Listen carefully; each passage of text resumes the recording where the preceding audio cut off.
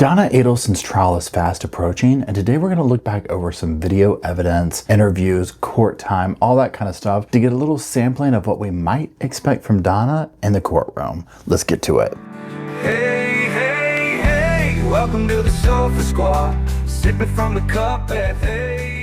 Now hold on everybody, let's do a quick sofa sidebar now. Keep in mind, ain't no cop, ain't no doctor, ain't no lawyer, ain't no therapist, ain't none of that fancy credentialed stuff, okay? Only credentials we got up in here is my sass, and this sofa. Now keep in mind also, I'm just giving my opinions on very public information, so do your own research, come to your own opinions, and drop them off in the comment section. And while you're down there, if you do like what you see here at the Sofa Squad, drop a little like, drop a little comment, drop a little share. It helps the channel out immensely. Now let's get to edition. Hello Sofa Squad, and welcome back to the sofa. That's a sofa. This is Paul. My name's Paul if you're new to the channel. If you're not new to the channel, my name's Paul. Okay. Now what we're going to be doing today is we're going to be going over some previous video footage. So specifically her arrest, her transport, a phone call, and her testimony about said phone call in court. Now, do not worry, we're not going to go over a huge phone call because as we have gone over some in the podcast channel, the live chat channel, basically whatever, they're insufferable to listen to and Charlie just goes on and on and on, but this is a shorter one and this is specifically surrounding the one where she thought she hung up or Charlie hung up and she kept talking or whatever, right? So there's that. Now, the way we'll do this is I'll put some clips on the screen and we're just going to use those as talking points. Now, very quickly, let's go over the nuts and bolts of the case. Very quick 60-second overview for those who are not familiar. So Donna Adel is facing major charges. These stem from the 2014 murder for hire of law professor Dan Markel. Dan Markel is also her son-in-law. Now she is facing first-degree murder, conspiracy to commit murder, and solicitation of murder. Now basically what the state's saying is that she conspired with her son, Charlie Adelson. He's already been convicted back in 2023, and this is to orchestrate the murder of Dan. Dan was the husband of Donna's daughter, Wendy. And Wendy has not been charged yet. That's a whole other thing. I know a lot of us are looking for that, but we'll see what happens. So specifically, one of the things we're going to be looking at today is the footage of her getting arrested at the Miami International Airport. This comes like very soon after Charlie was convicted, you know, all that type of stuff. And that part will play into some of the phone calls we listened to. And she's like, hey, we have a limited amount of time, and blah, blah, blah, blah, blah, right? Now, Donna would have you believe that she didn't know that she was getting, you know, had a warrant out for her arrest, that it was just a coincidence, that she was going to a non-extradition country. I keep saying that whenever I say that, mixing that up, but to a non-extradition country like Vietnam. Okay, so keep that in mind as we begin to look through the clips, and we'll start off with that airport stuff. Now, another thing I want you to keep in mind is the behavior. Notice how Donna, in my opinion, non-professional opinion, constantly aligns herself as the victim. You know, this is a person from a very privileged situation in life, right? Who is now being told when she can go use the bathroom. Okay, so keep that in mind. Let's get to that first clip.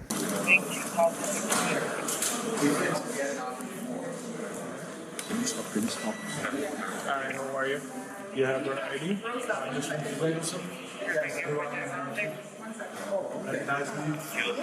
Yeah. You're under arrest. Cell phone. No, I don't want to give it to you. Why do I have to? Because my attorney said not to. Why do I have to give it to you? This is evidence. Now keep in mind, especially when we watch her do the perp walk, you know, she's in the Miami International Airport. Okay, these are very well-to-do, connected, highly regarded kind of people in the community, and this is happening, right? So you saw her pull the phone out like, what? You know, huh? And the husband, why are you doing this? Why? Now they'll get even more into this in a minute when they grovel. But this is what I'm talking about. Okay, so can you imagine what she's been like behind bars? And we've gotten glimpses of that with things coming out like, oh, you know, I was, you know, getting extorted. Oh, this was happening. That was happening. Blah, blah, blah, blah, blah. You know, Donna allegedly being the matriarch mastermind, I think that has shown through in the behaviors that we see coming from her time in jail, where she's still trying to pull strings, still trying to manipulate and control the environment, the people, the situation around her. She's under arrest. I have to go with. I have to go. I have to. You don't have no choice. Let me help you out. No, I have to stay. Please don't do this. You need to grab the bags. Take the bags. Yeah. And you need to wait outside. Okay. My husband's almost 80 years old. He can't Yeah, come I with me. can't. Please, can I go? No, you can't do it. Oh, don't do this, please. Please. Now, this is the part that surprised me. Number one, he's 80 years old. You know, and I can say this. I forget how old Donna is right now, but I mean, they're very, well, at least before she went to jail. He's 80 years old. He looks very active, very, you know, whatever, right? But just that whole thing of like, what is she expecting, right? Like, oh, he's 80. He can't get back out of the car. No, let her go. Just, you know what? Sorry, let her go. And I get they're panicking. They're this, they're that. Like, regardless of what we might feel about her guilt and whatnot, right? She doesn't want to go to jail. Okay, she doesn't want to do all that, right? Of course not. Who would? So the groveling part where she's like, please don't. He's like, please don't do this. Please, yeah, please don't. You know, like, again, in situations like this, when the defendant is like groveling or whatever, I just wonder, and I know this situation doesn't call for it because of the way the murder took place, but it's like, well, did Dan get a chance to do that? You know? I don't think so. That chance was taken away from him. You know, and that's the thing when you look at these cases that we follow through that lens, right? It's infuriating, to be honest. Let's keep going. Someone's got to help them get home. This is terrible. You can't do this. This is insane. Can I hold on to that for me? Is that okay with you? This is insane. Now, mind you, she's on the phone talking about we got a limited amount of time, talking to Charlie. We're making these plans. We're doing this. We're blah, blah, blah, blah, blah. So this part right here was like, this is insane. What are you talking about? You know, it's just like, you knew this was coming, but this is part of the grift. You know what I'm saying? Now, one thing we talked about in the live chat we did, listen to the phone calls of Charlie going on and on and on and on and on about how his Tallahassee's fault and he got a 95 on his, you know, school report for how well he did on the stand from the lawyer and all this nonsense, right? You know, several comments in that brought this up too, where they're like, not once has he said I'm innocent. They talked about how this didn't match up and it's the juror's fault and this and that and the other. So it's almost like, in my mind, I'm thinking with defendants like this or ones that are claiming against all odds, against major evidence, I'm innocent. It's almost like they're sitting there. In my world, I'm thinking of them imagining themselves. They know how the crime went down because they did it most likely, right? But then also they're having to put that over here and say, that might be that, but the cops did this wrong, so therefore. The jury was tainted, so therefore. The evidence wasn't strong enough, so therefore. You see what I'm saying? And so it's like that level. So it's almost like they're not trying to say they're innocent. They're trying to say that what you did, meaning the state, the prosecutors, the cop, the other in the situation, wasn't correct, so therefore.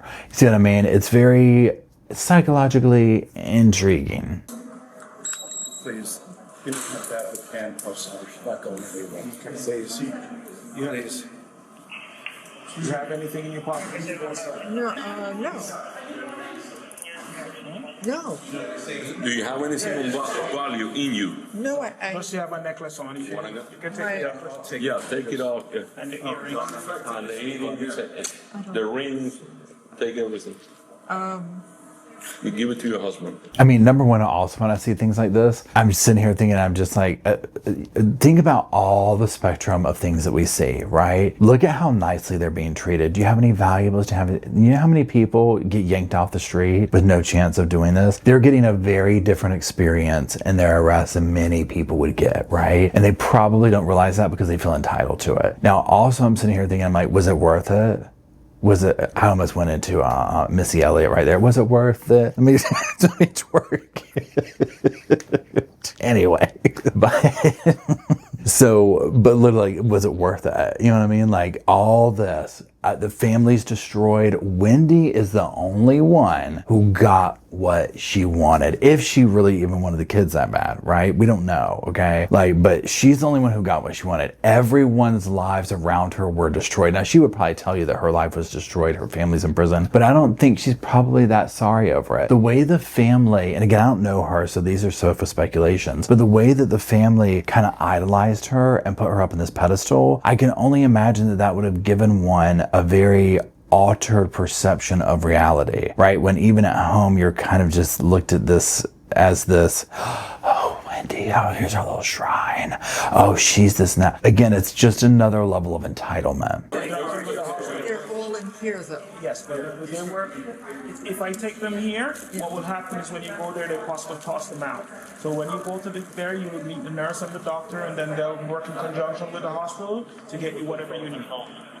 Yeah, but I don't have a list with me. I know what's. Yes. I have a.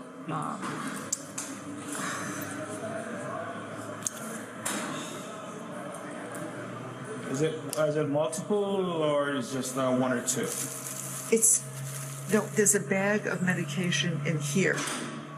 Is that what you're asking me? She can take medication. No, I know. I was just trying to find out if Go it get was her like one or medication. two. Yeah, if it was one or two, then she may be good to take the name down. Do you need anything else from her? Can I ask you So we're good to something? go? Can someone just get my husband outside and So I'll get her. This gentleman here will assist him in any way possible. I'll be okay. I have the ring. The level of chaos going on here, which again I expected. And I remember people are trying to board or whatever they're doing here, like whatever this thing is they're blocking. Okay, we heard Donna. Okay, a couple of things. When she did that thing where she was like, I think she was trying to get a ring off, but also she lets out, and we'll monitor some of these in the courtroom footage of her listening to phone calls. Her face tells on her. Donna, to me, is very emotional, very dramatic. So she's, always just grimacing or making noises or doing, whatever, crying at the drop of a hat, all, whatever it is that she's doing, right? But like this right here, they had to be thinking, we were almost gone. Almost gone. If we had only just left 2 days earlier, left when the writing on the wall was on the wall with Charlie, of like, but again, if you listen to the phone calls, they were blindsided that he was found guilty, shocked and dismayed, to be quite frank. Again, this is the part right here, y'all, where she is getting perp walked out by those people. She is dying right now. This would be embarrassing on a good day, but for someone like Donna, oh please. And they watched her all the way through the airport. It's like they took her through every crevice of that airport before they could even get outside to the car. And speaking of the car, let's look at some of that footage now. Again, here we just see her, she's getting put into the back seat. Now I will say this, right, wrong, or indifferent, the way her arms are, like I tried to do, like I was doing this right here at my shoulders. And if you were to be like, Paul, stand up and sit down in the car, I'd be like, go ahead and tase me. Go ahead and tase me. There ain't no way. I might go to the gym and walk and do all this type of stuff, but I'm sorry, there's a certain level of bending. Maybe I need to do some yoga. Maybe that would help. Anyway, let's keep going. Now this right here, y'all, we're just being petty here. Okay, so the officer is taking his body cam and put it here. Very unflattering image, right? I mean, just sitting there just like an idiot. Now this next clip, to me, this would be another level of humiliation for anyone, you know what I'm saying? Especially who's never experienced something like this, but especially someone like Donna. So let's look at what all she has to go through just to get a sip of water. And remember, she's been doing this for a minute now, right? So this is her first taste of, oh, okay, so I've literally been like put back down to toddler level in life of, can I go to the bathroom? Can I get some water? Okay, could you?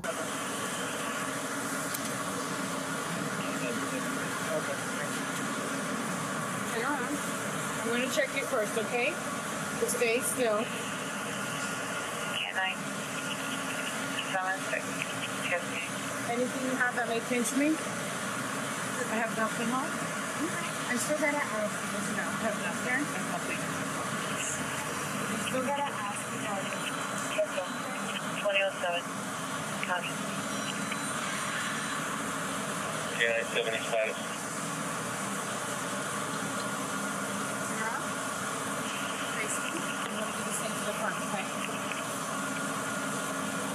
On 14 Kilo, second floor, door 17 at United. 1928 at 109, right? When she touched her bosom, you know that Donna was just absolutely mortified. Now, so all that, right, she could finally get her water. So, I mean, look at this here. Like, she's sitting here like, come on, bro. Now, that's South Florida, right? Now, look at her arm, how she's doing. Like, this right here, it hurts my shoulder to even look at. She's like,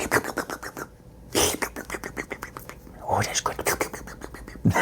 I'd be sucking that whole bottle down, right? But I mean, this is what I'm talking about. This is somebody who's gone from shopping where she wants to shop, doing what she wants to do, never taking no for an answer, ruling her children's lives, making decisions, wrecking lives, and now she's having to literally get felt up to have some water, right? Very deserving. Let's watch just one more clip of the water slurping. Here she is. She's like, oh yeah.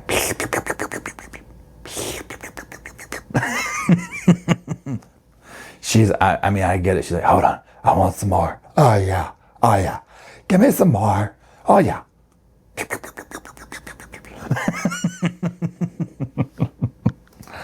Okay, so there's that, very humiliating, her first entry into that or whatever. Now let's take a look at another clip. This is from Court TV, and this is a transport where she was having like a medical situation, being transported to Tallahassee, I believe it was. So keep in mind also, now a couple of things. Okay, so first of all, I'm 47. Even if I'm like going on a trip driving, right, in the comfort of, you know, my car, I have to stop a lot, okay? Number one, to go to the bathroom and to stretch my legs and whatnot. When you see the picture of Donna and how she's traveling, I'm like, okay, I get it.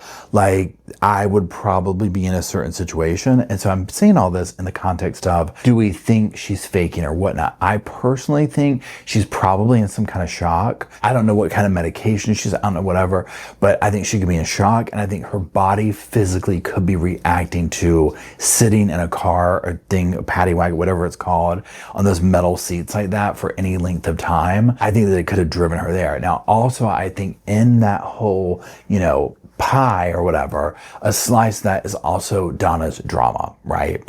Of just being over the top or whatever. So let's take a view of this. Transfer from Miami to Leon County. She was driven there in the back of a police transport van wearing the same clothes that she had on when she was arrested, and she's shackled at her hands and her feet. But at some point, they had to take her to the hospital in Florida on her way to Tallahassee when officers stopped and checked on her and found her in a state of distress. This is current. Look, this date on that, that's from previously when she was distressed. I mean, you see this in November of 2023, and as all this is going on and the distress is they're transporting her, and I'm going to ask in my ear because my recollection is this distress is from today. No, it's the previous video. I wanted to make sure that I had it right. Okay, this is new video we've obtained, so I want to be very clear on that, Alexis. I mean, you look at her and she does not look good. Okay, so that's what I'm talking about. So I do think, I mean, you saw where she's sitting, right? And I'm just like, oh, they would transport you like in something like that? I mean, like, and again, it is what it is. You know, she clearly there was, I know she hasn't been convicted yet, depending on how you're watching this, but I mean, there's a lot of evidence showing us, you know, it's not looking good, okay? So, yeah, but that's where I just think that I do think she's being authentic, but I think she's also being Donna drama Donna, however you want to say it. I think it's a mixture because she's like, and also you have to think of this too. I mean, I would be back there thinking, you know, if I was her, like, again, we almost got away. Everything you were working towards is now crashed, right? On top of the fact of this is just, again, somebody who comes from this privilege where they're not used to being told no. She's sitting in the back of that thing. Oh, honey, you know, she was wanting to write the manager. I mean, she was already going in her mind scribbling that note, right? She was just ingraining it in memory. She was like, oh, they're getting a handwritten letter when I get out of this paddy wagon. Okay, now brace yourself, buckle up if you need to, okay? Hi, there's emergency exits from the sofa to the left, to the right, pointing this way, okay? You know, whatever you got to do. We're going to listen to a phone call. Now, here's the thing. The point of listening to this phone call isn't so much what she's saying, because it's going to be difficult to hear, and this is the part where you might want to put your earplugs in or whatever if you're not listening. But the point of watching this is her facial expressions. Now, obviously, the thing she's saying is important too, right? I mean, like, their phone calls were very revealing, but also excruciatingly painful to listen to as well. But this is the one where it's like it hangs up at a certain point or whatever, all that drama, okay? Look at her facial expressions during this. And this is what I was talking about earlier where I said Donna wears her emotions on her face. They come through. I think that there's moments in here, and again, this is from a non-body language person, but just, you know, my own personal take on it, that you can see it in her face, we were so close. You know, that kind of an energy. Now, also look at her. This is, you know, however much longer later. So her hair has grown out. She doesn't have that. She's put on a little bit of weight, which I would venture to say she looks healthier, right? But nonetheless, it's, you know, and I don't want to say, oh, it's aged her, but in a little bit it has. I mean, she was already kind of on up there. Donna strikes me as the type person on the outside was probably like, you know, getting, you know, tune-ups, you know, Botox and face. It looks like she's had like a facelift at some point in time, dyeing her hair, walking, you know, doing all the things, right? And so being in jail where it's like, no, you're just gonna sit there, like, and just sit there, right? So all that stuff has gone away. So she's like put on a few pounds. She's done this, she's done that. And again, I think that she is somebody that just exudes absolute regret. However, I do not think she regrets taking part in taking Dan's life. I think she regrets getting caught. I think she regrets not getting an even better lawyer, an even better jury, an even better this. There is no regret over the act that put them there. And that goes for everybody that we've heard from so far, like Charlie, her, everybody. You move it.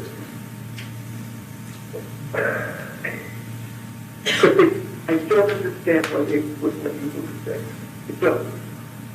They're blatantly, I mean, look, I have, I didn't say this to you before, I did this as well, but there's a lot of things that we have to do, and we've got a very tight time frame. So one of them involves taking care of some things for Roman, taking care of some things through Steinberg.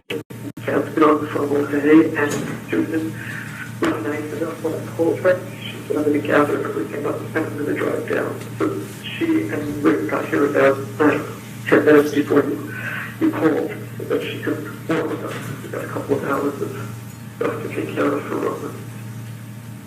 So, we're working on that, and Okay, so you hear them talking about trying to get, let's just say, take care of loose ends, right? Before leaving, okay? This is like what they would have you believe is the unspoken truth or whatever. They just happen to be planning this trip. Notice her face though throughout that whole thing. To me, literally just,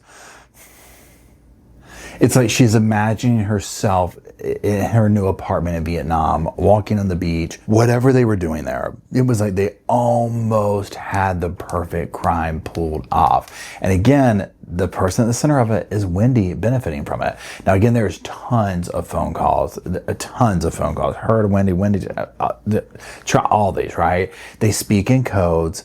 They each know what they're talking about. They think everyone is stupid, right? It's like, no. And I think also she's sitting here, you would have to be, right? Sitting there in court listening to this like, oh my gosh, if I could have only made other choices. Because again, I do not think that she is sorry that Dan's dead. I think she's on a level sorry that Charlie is in prison. I think she's sorry that she is there. Right? Because at the end of the day, if she truly loved Charlie and cared for him as a son, as a family member, would she have had any part in any of this and brought them into it? No. Right? Like, who does that? You're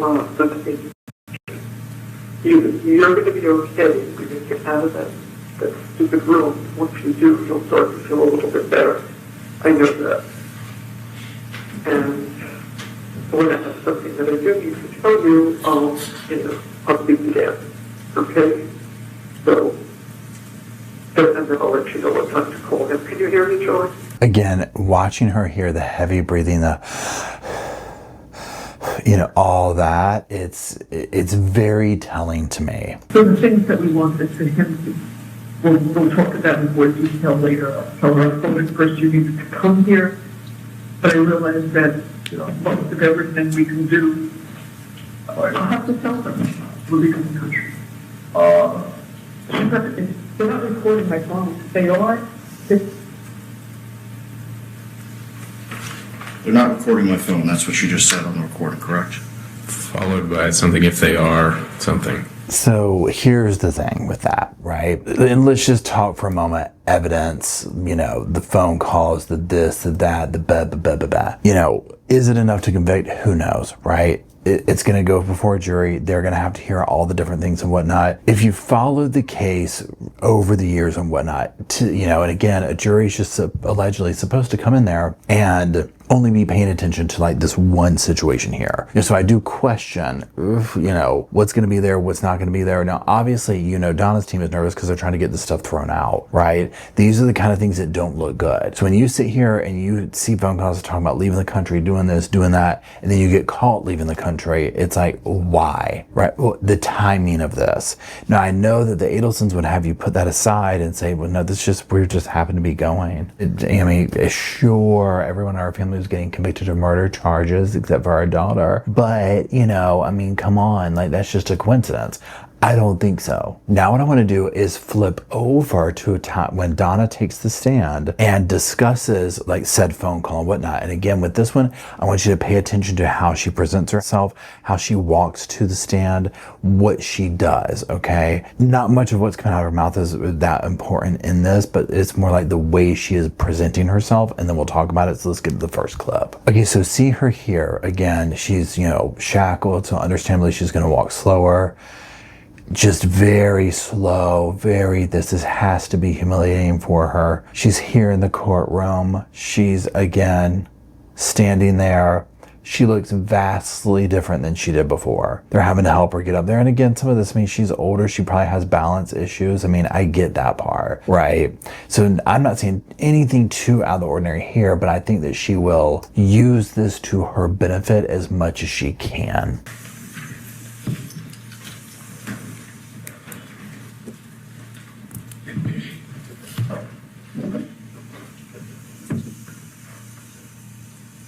Good morning. Good morning. Can you please state your name for the record and make sure you speak into the microphone? Yes, Donna Adelson. Now, I want to direct your attention, we heard the call earlier. The call on November 7th of 2023 at about 3 o'clock in the afternoon, and for the record, that was call number 561. Do you remember where you were? Yes, I was in my apartment, in my living room. Do you remember who was present when you got the call? Yes, my husband, Harvey, and friends of mine, my attorney, Susan Brotman, and her husband, Richard Chagrin. Okay, so just a couple of things with here. Again, and the first thing she did when she looked at her attorney, she went, hello. To me, she has this look, and again, this is just sofa speculation of save me, get me out of here, rescue me. I'm a wounded bird who fell from the nest. It makes me wonder if this was Donna's demeanor all the time, like before this, if she always kind of presented herself and walked through life in these situations in a way of, I am the victim, I've been victimized, and whatever it could be, right? I mean, there was obviously a time before this where she wasn't plotting people's murders and making that happen, okay? Like, we totally get this. But even just in daily life, where it's just, she has this very, I just call it the wounded bird syndrome. She just seems very meek, very wounded, very this and that. It's like, okay, was this her MO? Is this how she manipulated through life? Or was she like very confident and brazen and this, that, and the other? If you think back to, if you've watched it, the footage where she's going to the kids' school and the guy stops her, the undercover, and he gives her the envelope where he's like, hey, we've been taking care of your family. We want to make sure that, one of them is, I'm sorry, you've been taking care of our family for your problem up north. That video, and he gives her the paper. And she was more like, huh? What? It's almost like something that she slips into, because my only perception of Donna is like the footage that we've seen, her time in court for these appearances, this, that, and the other, where she has this like wounded bird, very nervous, very scared, very feeble. She's crying on the phone over Charlie. She's doing this, she's doing that. But again, to me, it takes a brazen person to kind of pull off what she's done, or to sit here and be like, Wendy, it's time for you to get married. Let's pick out a man. And Wendy, you can't have this at the wedding. And like, that's a very brazen human being, not a wounded bird person, not a meek person. So it makes me think that this is more of a character, of a, oh my gosh, I'm painted into a corner. This is the role I will play. You said your attorney. What kind of law does Ms. Broughton practice? Or did she? She does estate planning. Was Ms. Broughton present at your apartment for the purposes of providing you with legal counsel? Yes, she was. And you remember receiving the call from Charlie? Yes, of course. And where was Charlie at the time? So he was in a room by himself. It was after the conviction. Was he in the jail? He was in jail. Okay. That part right there. So see how she immediately he was in a room all by himself. He was in jail. And it's just like, yeah, Now, again, if you've listened to the phone calls or kind of followed this case, you'll know they were blindsided. They do not think that they should be like, this is why are we here? We can't believe Charlie got arrested or, got arrested, got convicted. We had the best of the best. We were supposed to be able to get away with this.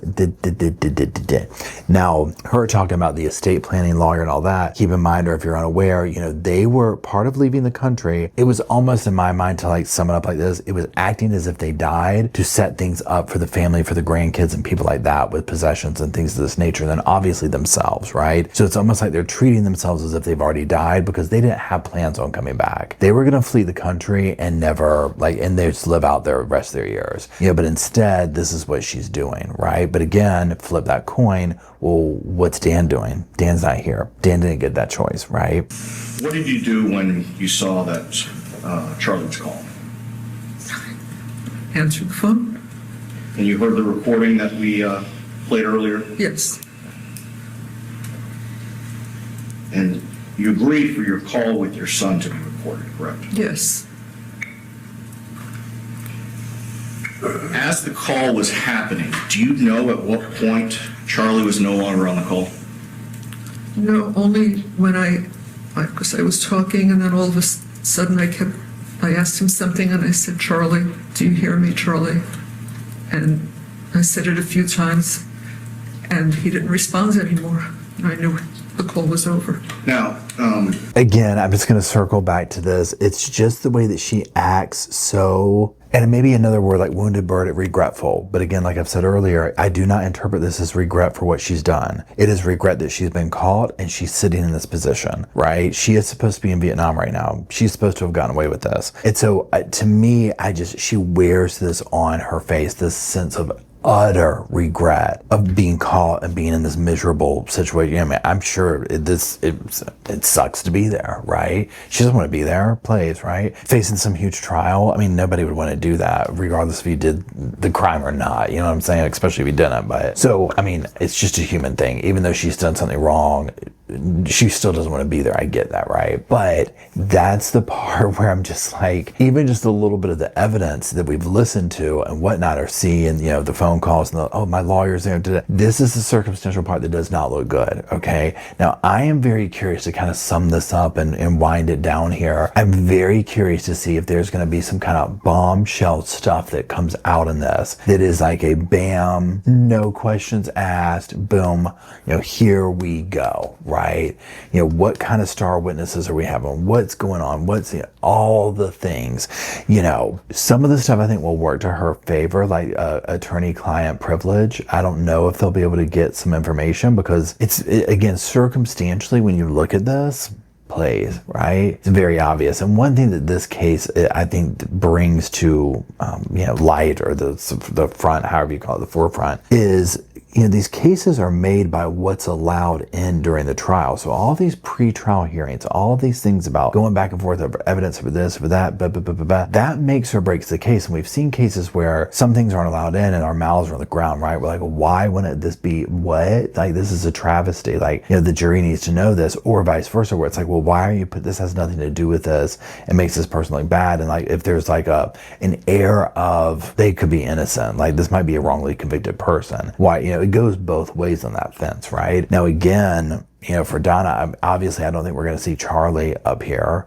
I mean, what would he want to, why would he do that? Can you imagine if Wendy got up there and testified against her mother?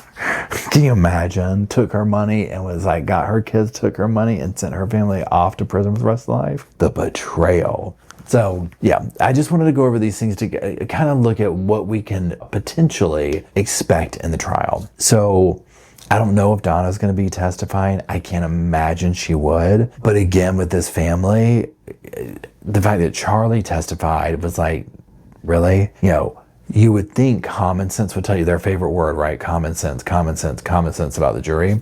You would think that common sense would tell them, this didn't end well for Charlie. And even though we're convinced that it's the jury's fault and it's Tallahassee and they didn't use common sense and the DA stuck it to him, maybe just to err on the side of caution, I should not speak. I should let my lawyer do all the talking, right? But again, we see time and time again these cases where they're like, no, hold my pillow, bro. I'm gonna go up there. I can talk my way out of this one. I've been doing this for 70 years. Okay, I got this. You know what I'm saying? And then it's like in that, like, you know, the unsolved mystery voice. And in fact, he did not actually got it. You know what I'm saying? So with Donna, you know, and you have to also question the way she presents as being so fragile and meek. It's like, what can her health take that, right? I mean, she's put on some weight and she's, you know, when I say age, I think she's just caught up with her age, right? Because she's probably not exercising much. She's just sitting around, she's doing this, the stress of this, it's like caught up to her. And so there's a certain level where it's like, I mean, the only silver lining for her is that if she, you know, again, if she gets convicted and sentenced to like life in prison or whatever, I mean, she's not going to be there for very long, right? This is what I do. If I was her and they convicted me and they were like, you're going off to the big house, like you're cooked, I'd be doing like this. I'd be like, I don't want that heart medication. I don't want to take, like, pretend you had diabetes, but I'd be like, I don't want it. I'd cut off all my medication. I mean, we're going to coast, okay? We're going to coast out these last few years here. We're living wild. I'm talking multiple honey buns a day, cans of soup, you name it. The world is our oyster. I just got off my meds and just let nature take its course. Okay, because why? Like, why would you want that? Like, you know what I'm saying? Like, that's what I don't get to with some of these cases where they're like, you know, like Brian Koberger, oh, I'm going to do a thing and avoid the death penalty. Well, I'd be begging for it.